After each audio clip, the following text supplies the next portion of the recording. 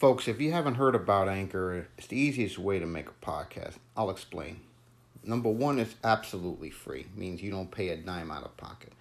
Number two, you can use creation tools to record and edit your podcast right from your phone or computer, like I'm doing with my phone. Number three, if you want to hear it on multiple platforms, Anchor can do that for you. So you can hear it on Apple Podcasts, Spotify, among others. And the thing is, you can make money without anybody listening. As little as that. And everything you need to do is to make a podcast is all here. To get started, please download the free Anchor app or go to anchor.fm to get started.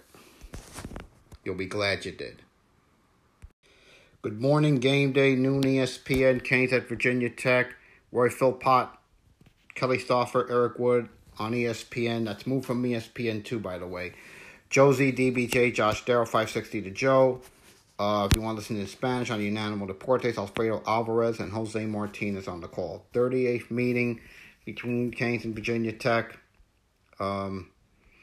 Virginia Tech, Khalil Herbert is the truth, folks. He is the truth. Okay? Understand what this guy does.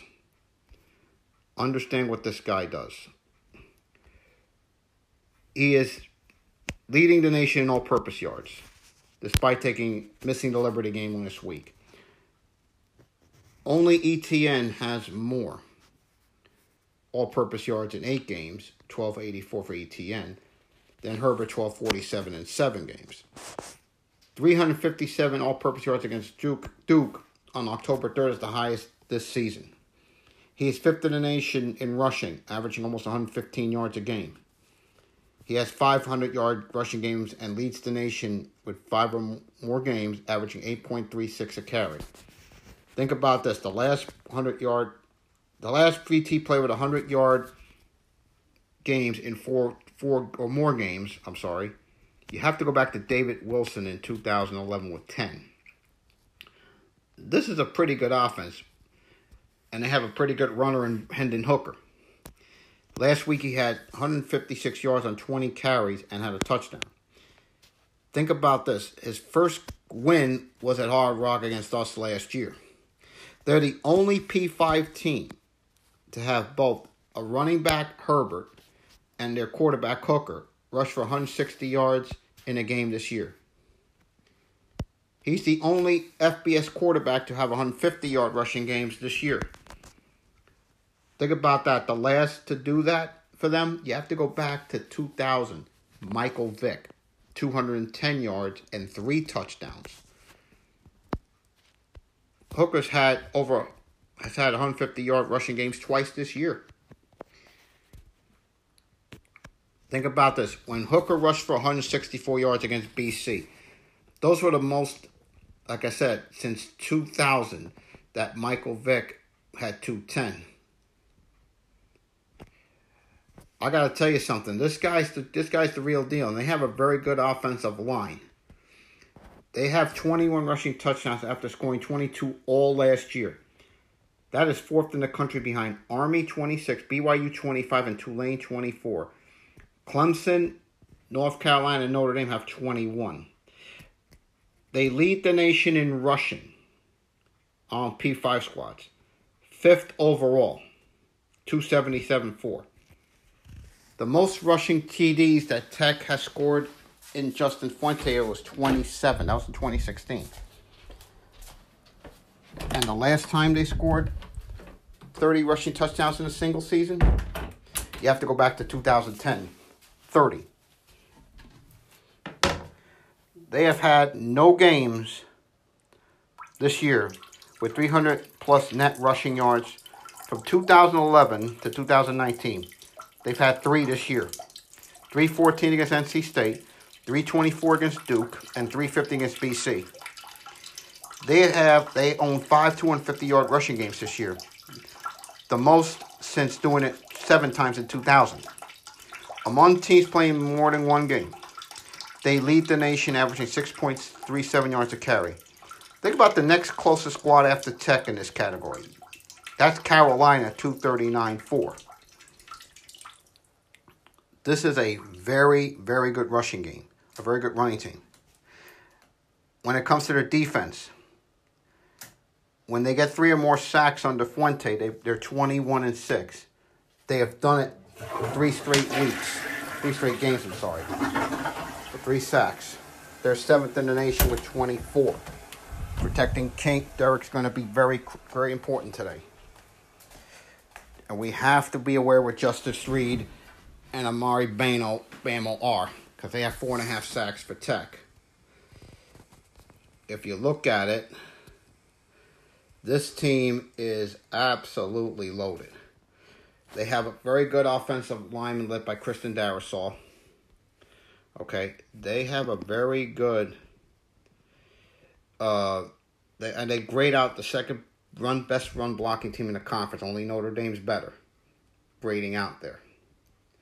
Now you look at their pass defense. I mentioned that earlier. The two D ends for them. So and by the way, their defense has picked off 8 passes this year on the back end with Diablo, Taylor, and Murray each totaling 2. And they have very good personnel on that back end. When you add Jermaine Waller, Dorian Strong, Chamari Connor to that mix. But they're not consistent. That's why I get the edge to our passing game. They're not consistent defending the pass. Though their personnel's better, we're starting to hit our stride. King's starting to get us going. I think we're going to get it going today. To me, it's going to be the run defense of Virginia Tech against our running game. We need to start getting the running game going. Cam's got to get going. Chaney, Rooster has to get going. It's been a weakness of VTech this year. They allow 202 yards a game. That's near the bottom in the ACC. They generate 7.7 tackles per loss a game, which is still good. That's 23rd in the country. That's pretty good.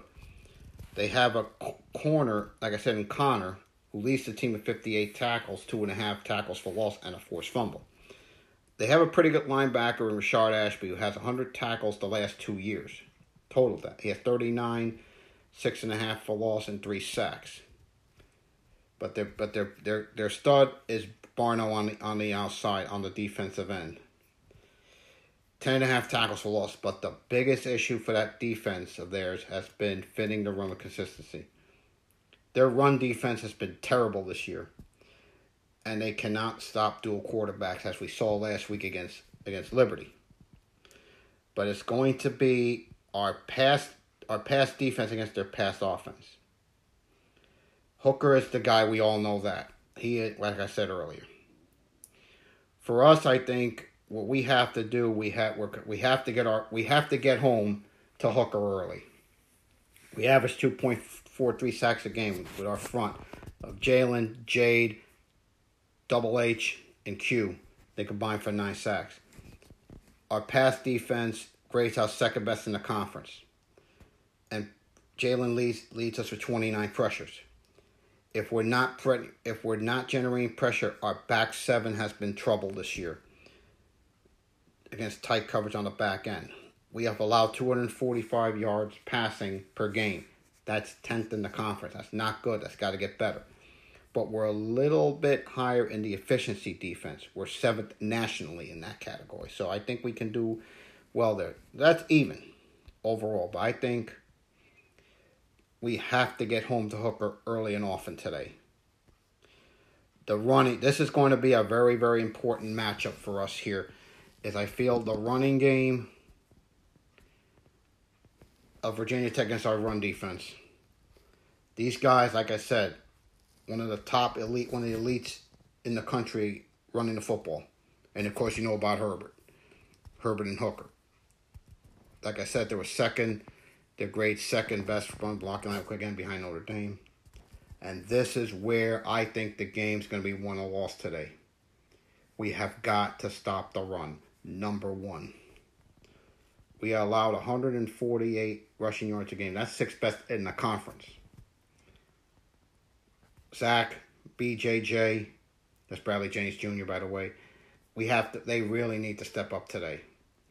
Our run defense is graded out according to Pro Football Focus, 6th best in the conference. We average 8.1 tackles per loss per game. That's 4th best in the conference. And Q has the most tackles per loss a game with 10 through 7 games.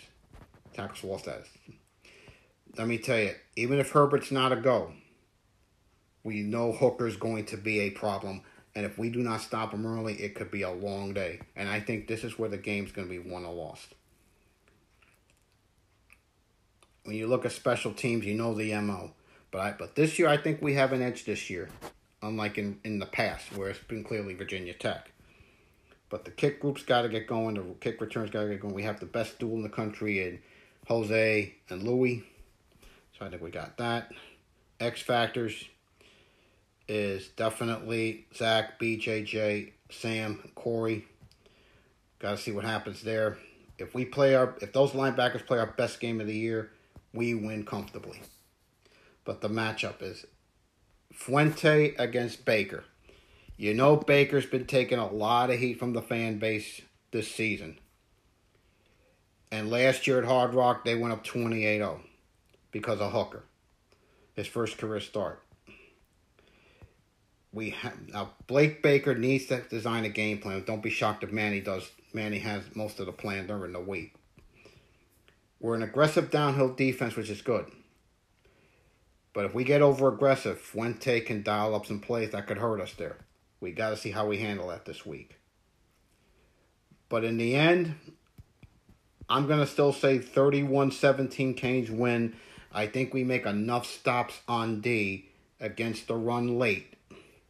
And then a late touchdown probably seals it. So that's what I'm going with today. 31-17 Canes win. Back tomorrow with the game wrap-up.